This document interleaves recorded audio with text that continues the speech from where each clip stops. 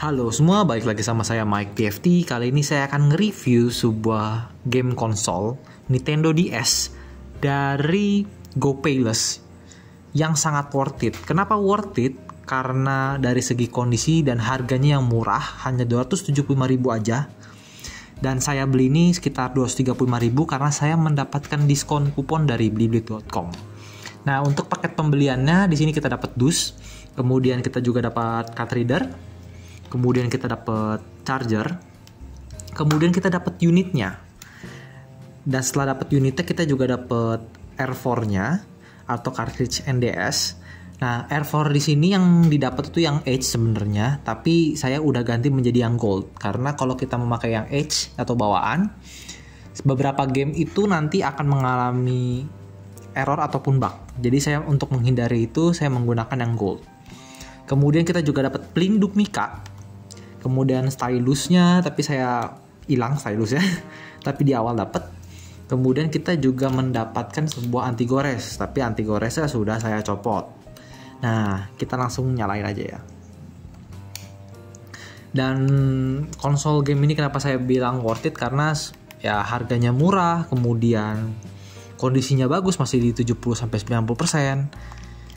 Kemudian tombolnya juga nggak ada yang aneh-aneh, nggak ada yang error segala macam. Kemudian selain bisa main game NDS, kita juga bisa main game NES dan SNES.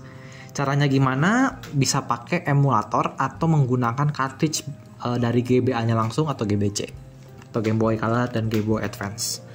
Nah, ini tampilan untuk game NDS ya. Saya di sini bermain Monster Rancher DS.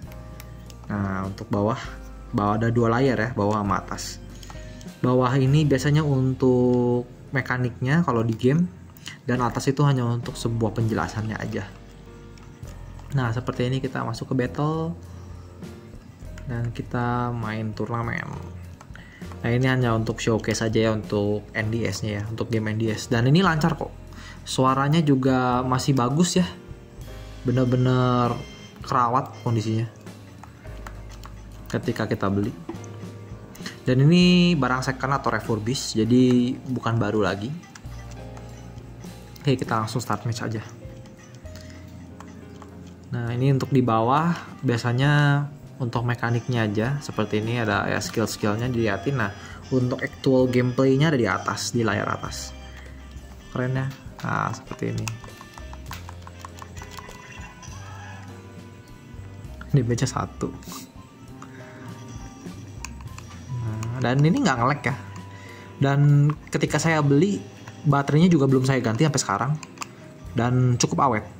Untuk penggunaannya bisa sekitar ya 4 jam nonstop lah dipakai. Nah, seperti ini gameplaynya. Nah, kalau kita mau masuk lagi ke menu awal, ini ada power, kita matiin, kita nyalain lagi. Dan di sini saya akan coba untuk emulator Game Boy Color-nya. Nah, ini Game Boy Color, namanya Game Boy aja gitu. Game Yop atau Game Boy aja. Kemudian kita klik, kita coba ini untuk Final Fantasy. Kayaknya saya belum ada, ada. Nah, dan tampilannya seperti ini. Kalau kita main Game Boy kalau kita main Game Boy Color dan GBA, tampilan layar akan di atas. Di bawah itu hanya untuk menu emulatornya aja, untuk keluar dan load state ataupun save state. Nah, kalau kalian misalkan nggak mau pakai emulator misalkan, tentu juga masih bisa. Caranya adalah dengan menggunakan cartridge GBA bawaan seperti ini. Nah, kalau di sini saya pakai Supercard. Supercard itu converter dari micro SD untuk menjadi cartridge di slot GBA.